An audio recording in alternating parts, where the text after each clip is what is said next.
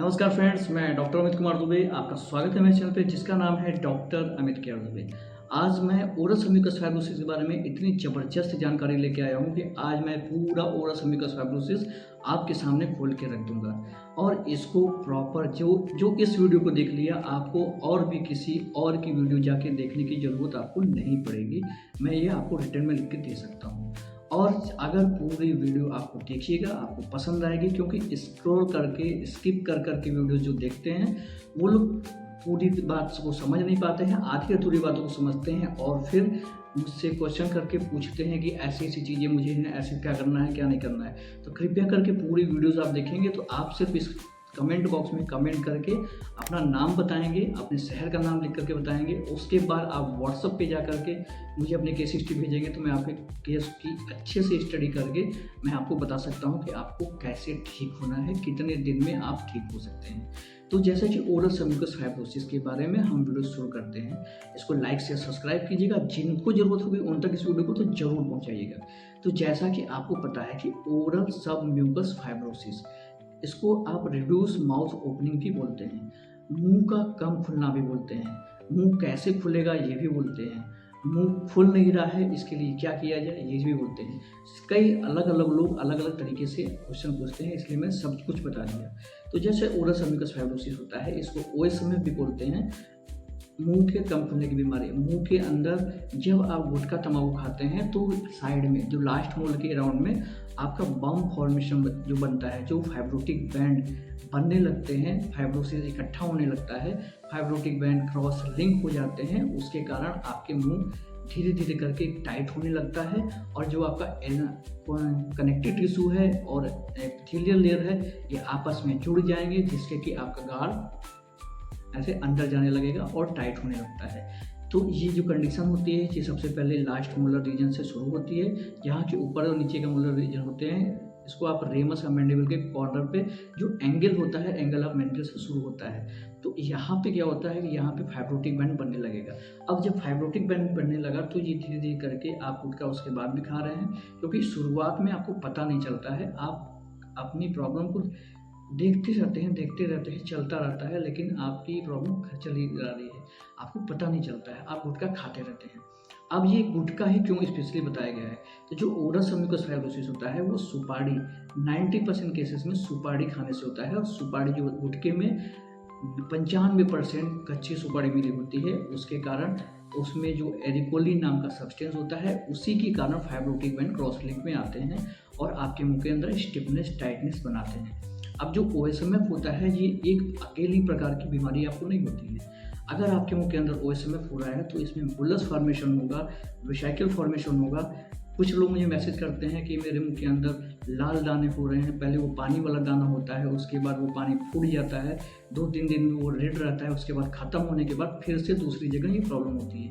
तो ये जो प्रॉब्लम आपके मुंह के अंदर बार बार हो रही है, इसमें क्या होता है कि जो मुंह के अंदर बार बार लाल दाने बन रहे हैं, ये आपके सलाइवरी ग्लैंड से सलाइवा तो सिक्रेशन होगा ही, आपकी एपिथेलियल लेयर और कनेक्टिव टिश्यू काफ़ी जगह मर्ज कर चुकी हैं और जहाँ पे ये थोड़ा सा दूर रहती हैं वहाँ पे पानी भर जाता है और वो पानी निकलने के लिए जगह चाहिए, इसलिए वहाँ पे जब पानी फूटता है तो रेडनेस हो गई और उसके बाद फिर से वो मर्ज हो जाएगा। और जब भी फिर सलाइवा, क्योंकि सलाइवा इस कंडीशन में सलाइवा भी बहुत कम निकलना शुरू हो जाता है और आपको जीरोस्टोमिया हो जाएगा, फिर आपको फेरेंजाइटिस हो सकता है, कभी कभी पेशेंट को गले में टाइटनेस लगती है, कभी कभी पेशेंट को कान में भी दर्द होता है।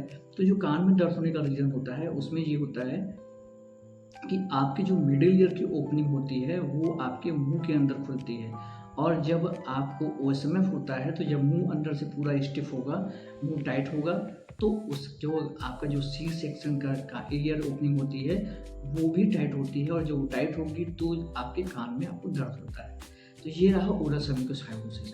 अब हम ये बात करते हैं कि ओरस म्यूकस फाइब्रोसिस को कैसे ठीक करते हैं। तो देखिए, ओरस म्यूकस फाइब्रोसिस को ठीक करने के लिए मेडिकेशन प्रोवाइड किया जाता है। उस मेडिकेशन को लेकर के आप अपने ओरस म्यूकस फाइब्रोसिस को ठीक कर सकते हैं। वो मेडिकेशन हम लोग भी प्रोवाइड करते हैं और वो मेडिकेशन आप अपने नज़दीकी डॉक्टर से मिल करके भी चला सकते हैं। लेकिन याद रखिएगा, जो मेडिकेशन होगा वो आपका प्रॉपर होम्योपैथ में होना चाहिए, क्योंकि एलोपैथ में ऐसा फाइब्रो दे करके आपको दिया जाता है, आपको एंटीऑक्सीडेंट दिया जाता है, कुछ लोग करक्यूमिन दे करके चलते हैं, लेकिन ये बहुत लंबा समय हो जाता है। लेकिन आप होम्योपैथ में जाएँगे तो होम्योपैथ में आपका जो ओरस अमिकस फाइब्रोसिस है, बहुत जल्दी ठीक होने के चांसेस इसमें ज़्यादा रहते हैं। क्यों ज़्यादा रहते हैं? क्योंकि इसमें कॉम्बिनेशन ऑफ मेडिसिन चलती है।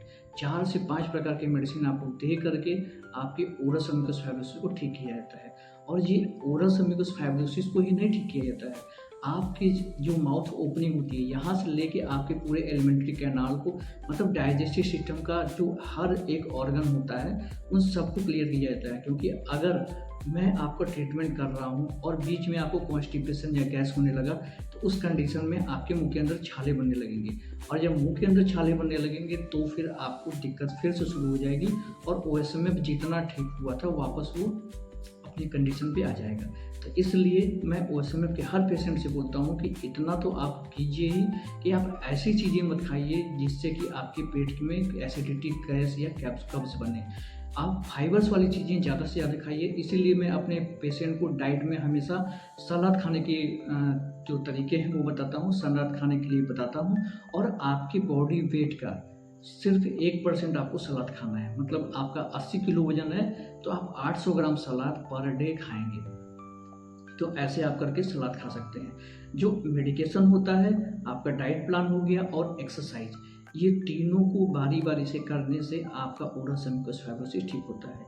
और मेडिकेशन में हम लोग 4-5 प्रकार की जो दवाएँ होते हैं उसको मिला करके, उसमें कुछ दवाएँ ऐसी होती हैं जो आपके स्टिफनेस को दूर करेंगी, कुछ दवाएँ ऐसी होती हैं जो मुँह के अंदर आपको जो छाला होता है उसको बनने नहीं देंगी, कुछ दवाएँ ऐसी हैं जो आपके जीभ की प्रॉब्लम को दूर करेंगी, कुछ दवा ऐसी है जो टाइटनेस को ठीक करेगी।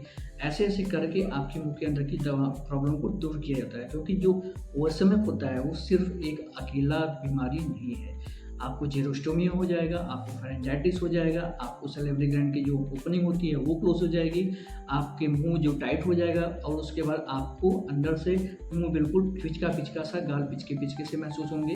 तो ये सारी चीज़ें करके आप अपने ओरस अमिकस फाइब्रोसिस को ठीक कर सकते हैं। क्या-क्या चीज़ें?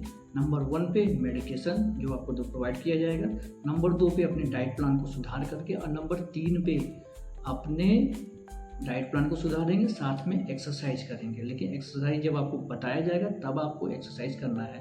ऐसे नहीं है कि आपने दवा शुरू कर दी है, साथ में आपका माउथ ओपनिंग 2 फिंगर हो रहा है और खींच-खींच के एक्सरसाइज किए जा रहे हैं कि मैं और ज़्यादा टाइट कर लूँ, और ज़्यादा जल्दी-जल्दी खोल लूँगा। तो इस जल्दीबाजी के चक्कर में क्या होता है कि और ज़्यादा वहाँ पे वुंड फॉर्मेशन होता है। अब वुंड जब हिलेगा तो वहाँ पे हील होगा, तो वहाँ पे वापस से फाइब्रोटिक बैंड बनने लगता है।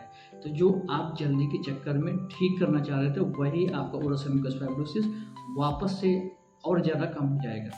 तो इसलिए जल्दीबाजी ना कीजिए, और सिर्फ़ जो बातें कहा जाए उसको फ़ॉलो करके, उसको मान करके अपने ओरस अमिकस फाइब्रोसिस को आप ठीक कर सकते हैं। ओरस अमिकस फाइब्रोसिस कभी भी कैंसर में परिवर्तित नहीं होता है, लेकिन ओरस अमिकस फाइब्रोसिस अगर माउथ ओपनिंग आपकी 1 फिंगर से कम हो गई है और मुँह के अंदर किसी भी प्रकार के छोटा-सा अल्सर भी हो जाएगा, तो वो ठीक होने में बहुत दिन लग जाता है, और ठीक होने में बहुत दिन लग जाएगा तो कभी-कभी ऐसा होता है ये ठीक भी नहीं होता है, उसमें कैंसरस सेल्स आ जाते हैं।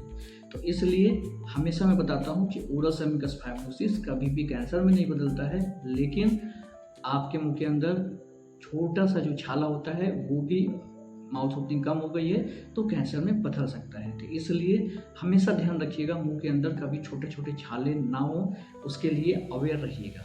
आज की वीडियो में इतना ही। आने वाली वीडियो में नए-नए टॉपिक बात करेंगे, जिसके लिए हमारे चैनल को सब्सक्राइब कर लीजिए। नमस्कार, जय हिंद, जय भारत।